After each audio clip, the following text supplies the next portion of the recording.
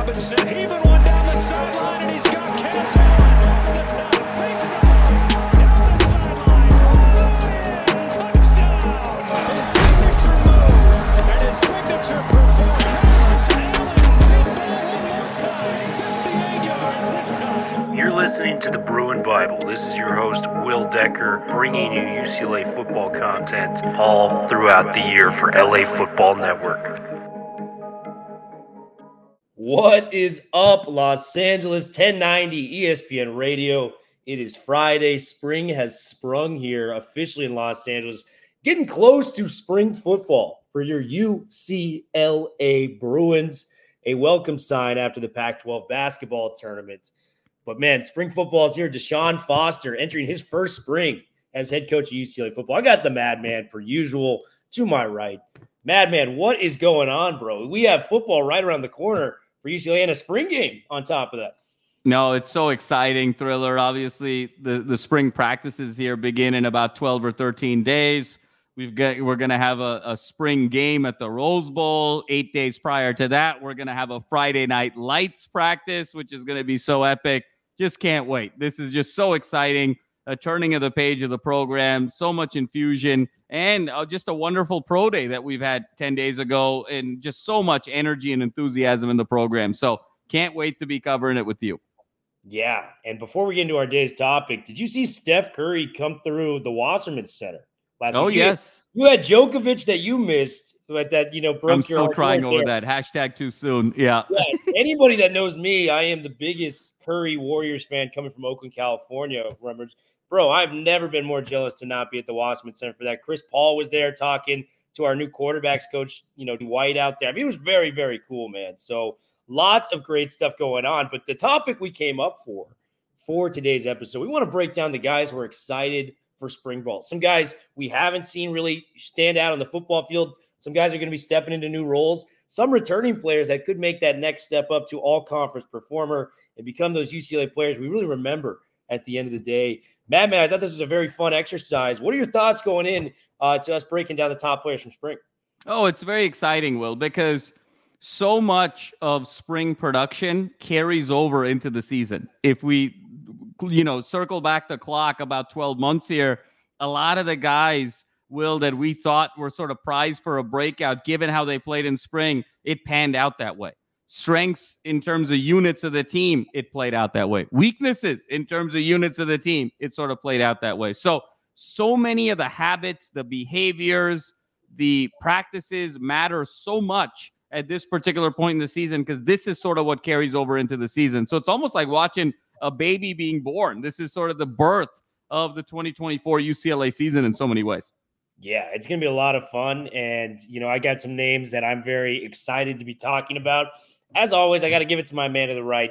Lead us off, man. Who are you most excited about coming into spring football camp for the 2024 season for UCLA?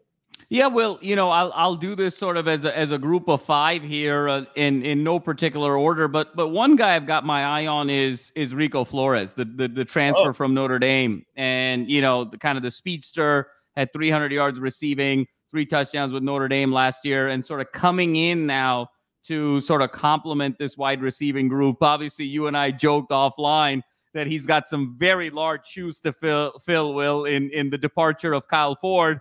And you and I joked, obviously, Kyle Ford, the guy who I thought was going to play just a hugely significant role on the team last year and had all but 38 yards receiving, it felt like, on 5 catches. I'll always have the 5 for 38, Will, to miss. But I think Rico Flores steps in here with an opportunity to really be that guy that blows the top off the defense to sort of complement the possession type of receiver that is Logan Loya, and then obviously the explosive big body that is J.Michael Sturdivant. So I kind of want to see how Rico Flores integrates into this system and how comfortable Ethan Garbers is with him. Yeah, I love the Rico Flores comparison. I mean, this guy was highly touted, Notre Dame guy. We're going to have to get into this later in the episode. Butler Benton, the director of player development, the GM of Notre Dame football, coming to UCLA. So that's going to be very exciting as well. But getting back to Flores, a very talented wide receiver. I see him more as a slot guy as opposed to an outside guy from what I've seen early. but he can make the tough catches and run the right routes where he's going to get a lot of targets when he's on the field. A lot of promise there. Is 3 more years of eligibility, to my knowledge, for UCLA with Rico Flores. So just a lot of great things to like, man. So Rico Flores, a very valuable first choice. Here's the guy I got for you, and this is a guy that we saw in spring football last year. Braden Pagan, man. I mean, he was behind a stacked receiving core, of your Fords, your Sturdivants, your Loyas. Very talented. I think Loya's going to have an opportunity to go to the NFL after this. I think Sturdivant's going to be a top 3-round pick in the NFL next year. But with Pagan, he was arguably the second best receiver we saw in spring practice, whether that lined up to on the field playing time. I mean, this guy has 1 catch in 2 seasons at UCLA for 7 yards against Cal last year. But what Pagan brings to the table, big-bodied outside receiver, 6'4", 200 pounds.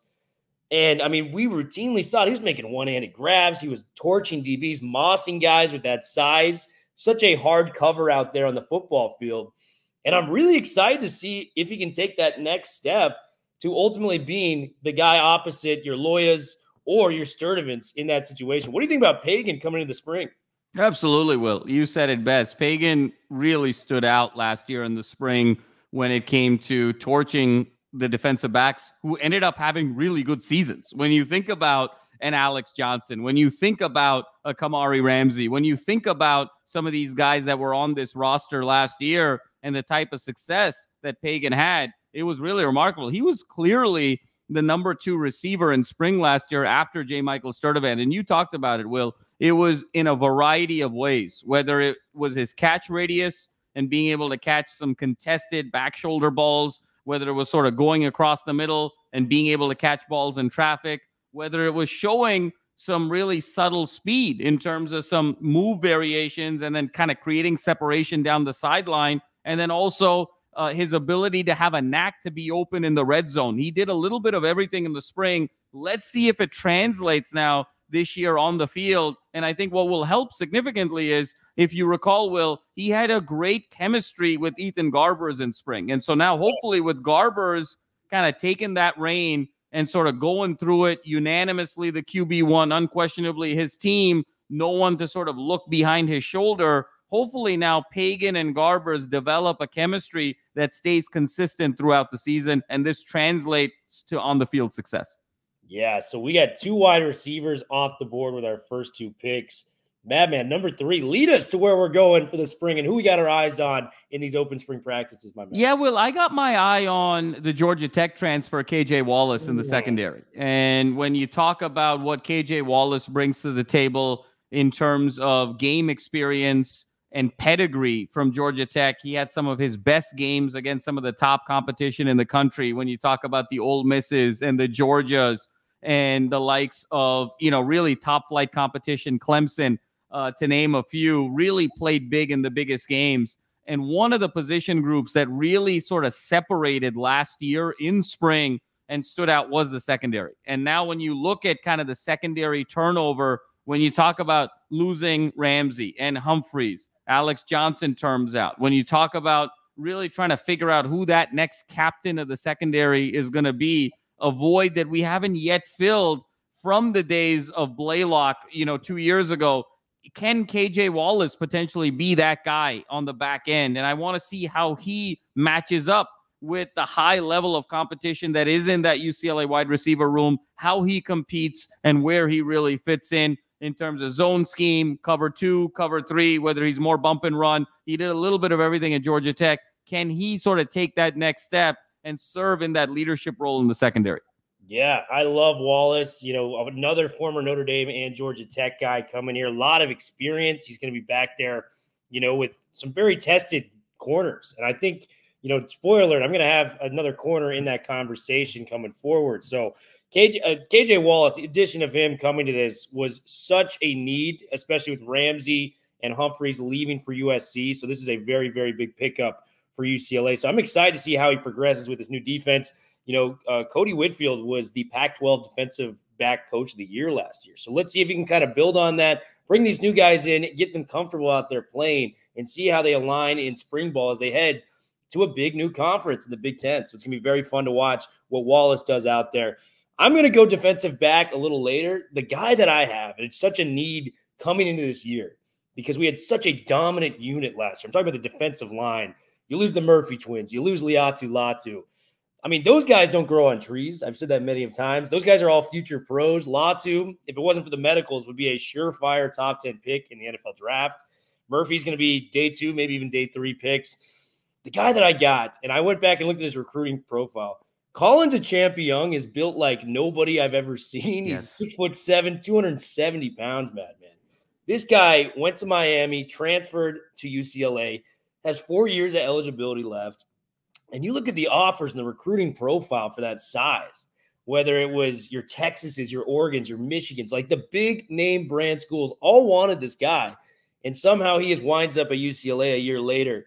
Can't teach size is the one thing my grandpa always said as a college basketball scout. You know, size rules all. 6'7", 270, coming with a coach that just put 3 players in the NFL. I am excited to see that, especially at a position of need where we need somebody to step up on those edge rushing positions. A Champion is a guy that I'm going to have my eyes set on, man, because size, speed, flexibility. He used to be a basketball player, so he's super athletic. I like everything I'm hearing about a Champion. To be able to see him on the spring practice field is going to be a treat for me just to kind of evaluate him and what he's going to bring to the table. What do you think about a Champion? Oh, I love the Champion comp here, Will. And I'm so happy you brought it up because we were so excited about this get about 60 days ago. And how much has happened in the UCLA offseason since then between Chip and Deshaun and Eric Bieniemy and all of the movement that he kind of became the forgotten guy.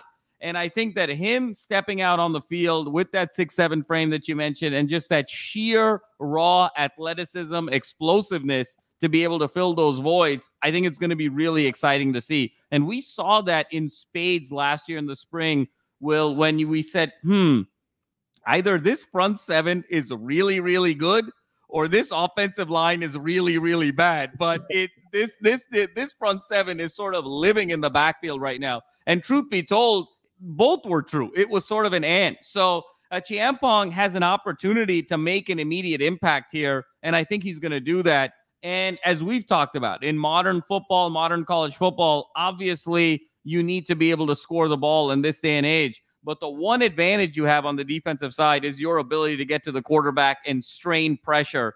And no better than Chiampong. And he's got some big shoes to fill, but he's got the frame to sort of carry that load. What a great pick there, Will. I love it.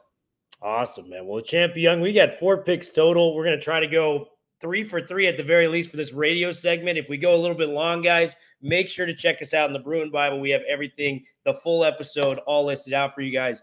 Number 3 for Mr. Madman. Who are you going with and why? Well, this is kind of an interesting one for me. And I think that there's one guy that has the opportunity to really make a huge name for himself this year along the lines of a Chiampong, and that's Oluwafemi Oladejo and where he's going to be, positioned here. And I'm going to cheat a little bit because I think that Oladejo is going to play a very significant role on this team, but I don't know how much we're going to see that in spring. You know, it's kind of like Latu last year. We knew Latu was great, but the spring practices had a little bit less physicality in terms of what those guys wanted to do. I mean, Latu was just ready to kill people and just hit people and just go nuts on people. And you could tell kind of Chip and Deshaun and everybody else was kind of rating him in a little bit. And I think it's going to be a similar story with Oladejo, but I think he's going to play a significant role. I'm fascinated, Will, to see how John Vaughns is going to be positioned on this team this year. Yeah. You know, is he going to be kind of this hybrid linebacker safety role? Are you going to put him more in the box? Are you going to have him kind of play more coverage? He's so versatile. And I think last year, so much of his baseball kind of came into impacting some of his spring production. Now he's got another year under his belt of playing both sports. I think there's going to be a different mentality and focus coming into football this year. And I think, again, where he's positioned, how he plays, who he matches up with, and where his utilization is best, he has the ability to sort of change the complexion of a season given his versatility. Really excited to see John Vaughns this year. Yeah, John Vaughns, I think there was if we did not get the Wallaces coming through from Georgia Tech, I think there was a real shot he moves to safety. And maybe that's a better position for him projecting towards the next level if you want to take a shot within the NFL. So John Vaughns is great. Oladejo, though, man, that was a guy that was on my list, and I like everything about him. You know, he came in. It didn't feel like he blew everybody away, but that linebacking room was so loaded last year, whether it was Kane Madrano or Darius Muasa was going to be playing on Sundays. You had a loaded room, and, you know, the first game we saw Oladejo, 10-tackle game against San Diego State. You're like, man, this guy's going to get 120 tackles this year. Not the case. The most he had since that game was 8. You know, he finished the bowl game in a really nice way, 6 tackles, 3 solo tackles in that game. But the thing that really stood out to me, which makes him a complete freak of nature, this guy had 3 pass deflections at 6'3", 250 pounds. We talked about it last year when he was with DK Metcalf, who came out to the – we didn't know who was who. Like, those guys are just massive human beings, you know? And I just think the size and speed he can have, and if he, you know, improves upon that coverage, this guy can be like a day 2 pick in the NFL, maybe even day 1, because he's one of those guys that if he locks in and has a year he had 2 years ago with Cal, he's going to blow it away at a combine-like environment where the measurables are what you need. And at 6'3", 250, let's say he does run like a low 4.5, he's going to be on the NFL, you know, track record to maybe becoming one of those linebackers like a Fred Warner or one of these guys in the coverage game, Patrick Queen, Roquan Smith, these type of guys. So I'm all about Oladejo. I'm really excited to see what he brings to the table. And that leads me to my next pick, man. Very, you know, this is very obvious, but I think it needs to be said. Like, we have to put him out there. Garbers with a new offensive coordinator. You took it away from me. Finally having the starting job, I think, is massive for him, because you look at all the struggles he's had over the years. It's started at Washington as a 4-star prospect, came down to UCLA, you know, fought for the backup job with Dorian Thompson-Robinson, who came back for an extra year. People forget that. Like, was Dillon Gabriel going to come or not? That doesn't matter. Garbers was still going to try to compete for that starting job. DTR comes back, eliminates him from that starting job. Finally feels like he's got it last year. They get a 5-star true young freshman, Dante Moore, who for a lot of people, you know, wanted him to start. I would say like 90+% of the fan base wanted this guy to start. And it's one of my big regrets is that I pivoted on this last year, because in spring football, he was the best quarterback in spring football for all those practices we saw. But everyone's like, if you don't get Dante, it was very similar to the Brady Drew Henson thing, if you will, where I'm not comparing these guys projecting-wise forward, but Brady was the older statesman. He had the locker room. The players liked him, but they had this new young quarterback. They were scared they would lose him if they didn't play him. And lo and behold, it kind of played out very similar, where the younger quarterbacks were very inconsistent, didn't get the respect of the veterans within the locker room. And then you have a guy come in like a Garbers or Brady who'd been there, who put in the work. And you saw it pay dividends, man. That second half against Boise State, 9 of 12, 156 yards, 2 touchdowns, 3-touchdown performance against USC in the Coliseum. I mean, come on. Those are games that you dream about as a quarterback playing college football and making that work. I just am so excited to see what he's going to bring to the table now that he knows he's the starting job. But there's also the challenge of, hey, I'm learning a new, you know, under a new offensive coordinator. This could be a little different for me. So just a lot of questions with Garbers, but all the best kinds, because we know he's going to be great. What do you think about Garbers there? No, that was going to be my other one, Will. So I'm so happy that we align there as we tend to do. And I couldn't agree with you more, because the dynamic with Garbers last year in spring, it was very interesting. It was very obvious, to your point, that he had a greater command of the offense. He understood the playbook more, the complexities more. There was more decisiveness with his reads and with his balls than was the case with Dante Moore. Where it became interesting was in off-script type of situations, improvisational situations. Dante significantly beat Ethan Garbers. So then it became a question of, well, if Moore just sort of catches up on the learning of the offense, this is going to be hard for Garbers to beat. There was also an interesting dynamic in the quarterback competition. You and I both noticed that Garbers would tend to be sort of on one part of the sideline. Moore tended to be on another part of the sideline. There was no animosity, but there also wasn't a lot of camaraderie either. And so how that played out in the season, while Garbers looked like he had sort of mastery of the playbook, as we talked about in that opener, he lost confidence very quickly on one bad throw, and that sort of set him into a bit of a tailspin the first half of the year, and then he reclamated that in the second half of the year, particularly with SC and Boise State. So I'm really fascinated to see. He's the unquestioned QB1. He's won this team over in the bowl game. He's won the rivalry game. He's got the victory bell in hand. how does he go about his business, not just learning a new offense, but what is he going to be like from a leadership standpoint? How vocal is he going to be in the huddle? How much is he going to coach up his guys? How much is he going to encourage the defense? How much of an aura and a presence is he going to have as a coach and a leader on the field? And that's what I'm really fascinated to see. I think the throws he's going to be able to make, the reads he's going to be able to learn, but how does he sort of translate into the unquestioned leader of this team? And how do they in turn respond to him? Because in their response to him, he's going to generate a lot of confidence and self-worth there. And that, I think, is going to take him through the season, regardless of whether there's some early bumps in the road, a couple of early interceptions or what have you. I think that fortification and that confidence in spring hopefully will carry through. So I'm excited to see Garbers, not just from a wrinkle standpoint with this Bieniemy offense, but him taking that final step as the unquestioned leader of this team, as the unquestioned face of this program, and as an unquestioned coach on the field. Yeah, and if you're listening to this on LA Football Radio, guys, check out the rest of the episode. We Got You is going to be on the Bruin Bible. Make sure to check it out. But to your point of Garbers, man, the thing that was crazy that played out was when the play broke down, Moore made better plays until it didn't happen in real time. Because how many times when it happened and the pocket collapsed and Moore just panicked, where you look at Ethan Garbers, man, this is the Boise State game. 3 carries, 38 yards. Like, he's not a first-read quarterback.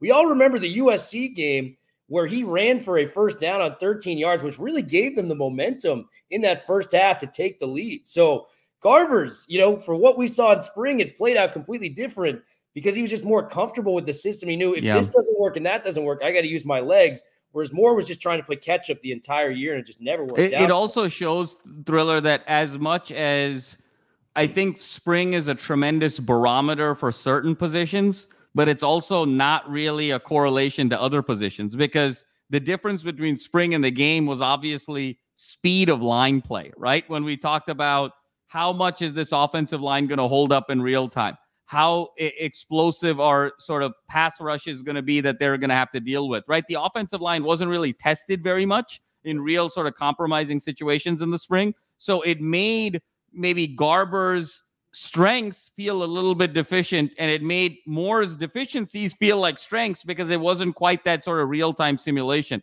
So that's also going to be, I think, a really interesting piece. Now that there is going to be a spring game, quote unquote, it's not just a spring showcase. It's not just a collection of drills. How does Deshaun Foster design spring practice to lead into a game type of situation? And so are those practices now going to be more reflective of game-like scenarios of you're putting a hat-on-hat offensive line with defensive line, so these quarterbacks and these receivers generate the necessary timing and urgency that it's going to be on the field? And I think that's going to be a really fascinating wrinkle to really just even observe Deshaun Foster and how he's going to manage his practices. How vocal is he going to be? What is his coaching style going to be? Is it to pick guys up? Is it going to be to chew guys out?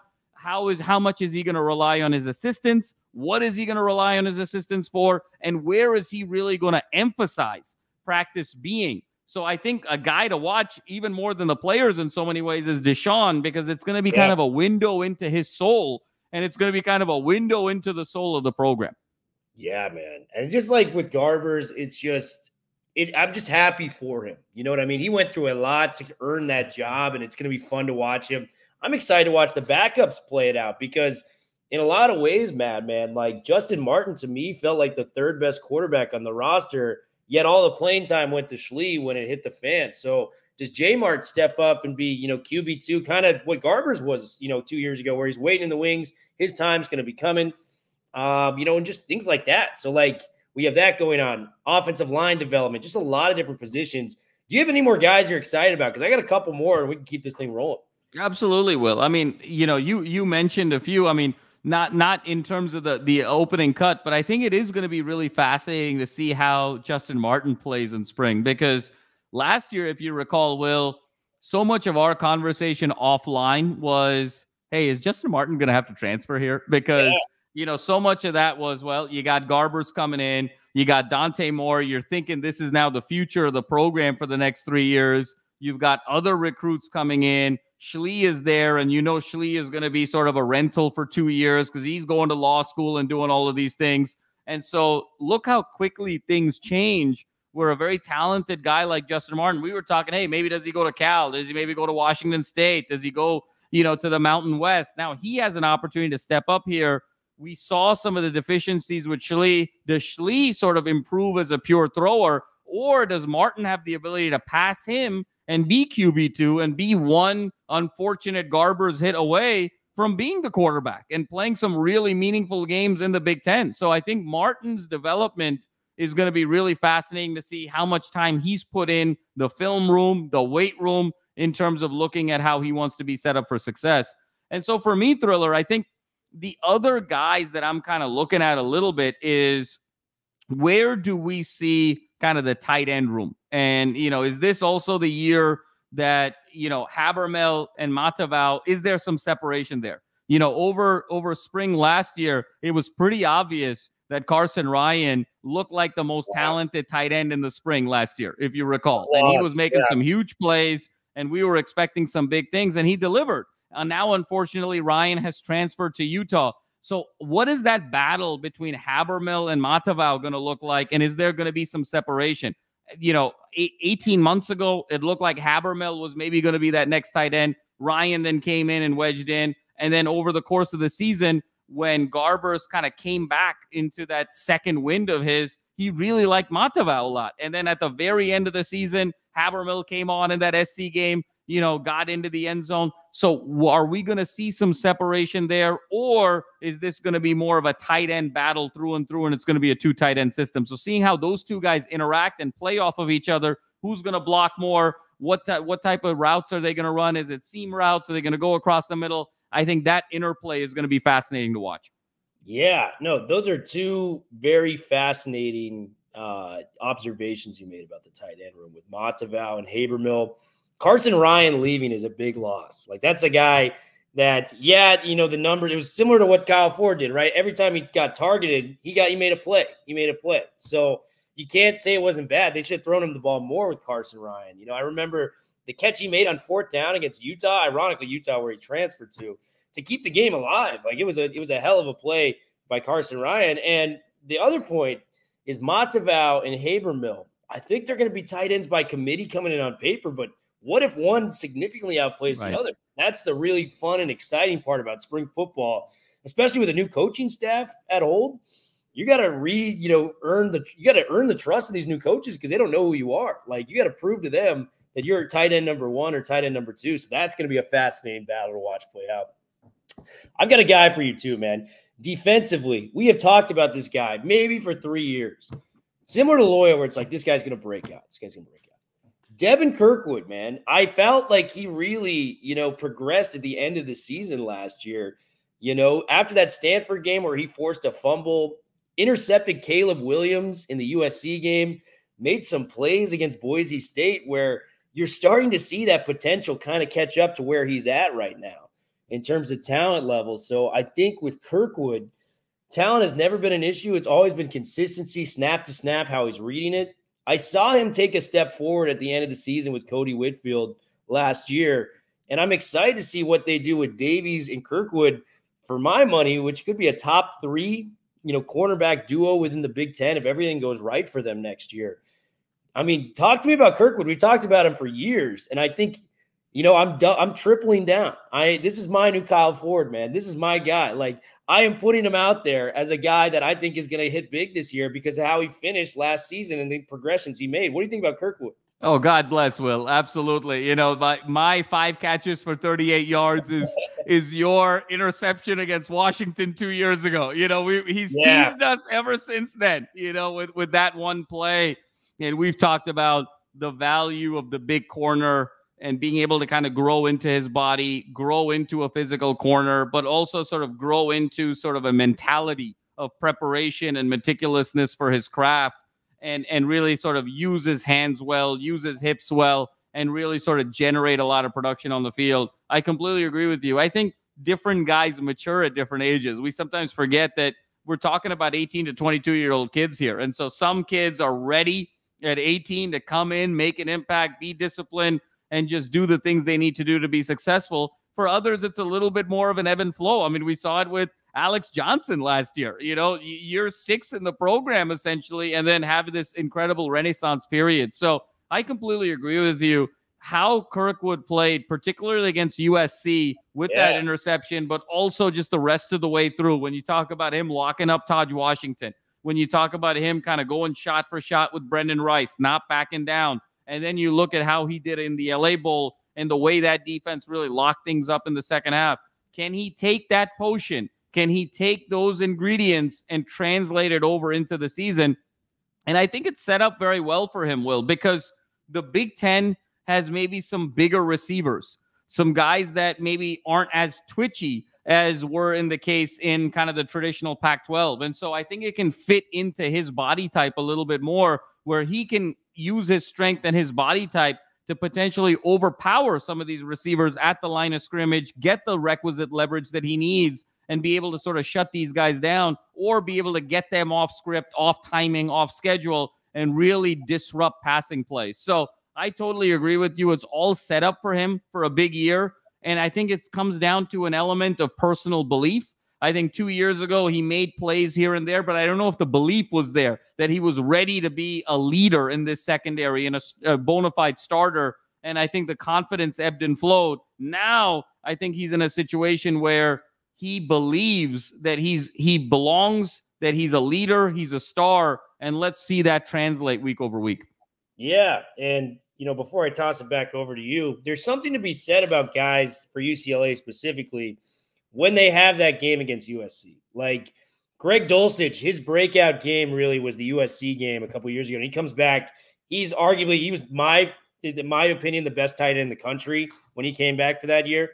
Even Dorian Thompson-Robinson, there was a confidence. When he started those 8 to 9 games, the next season, he was a legitimate Heisman candidate before it kind of broke off at the end of the year. There's something to be said about balling out against your rival and taking your steps to the next level. And Kirkwood, confidence always looked like an issue for him out there. Very talented, but he'd, make a mistake, and it looked like he got in his head a lot. Similar to how I felt with Klay Thompson earlier in his career with the Warriors to kind of pivot to a different sport. But when you have that confidence going, listen, I just picked off the number 1 pick in the NFL draft, and I was a huge part of the reason why we beat USC, our crosstown rivals, that confidence starts to glow. Once you have that first achievement, you can be a very, very different person in the good way. Like your confidence, you believe in yourself more. So after seeing the track records of what happened to previous UCLA players when they balled out in that USC game, what I saw from Kirkwood to end the year, I think we could be in for something nice with Kirkwood.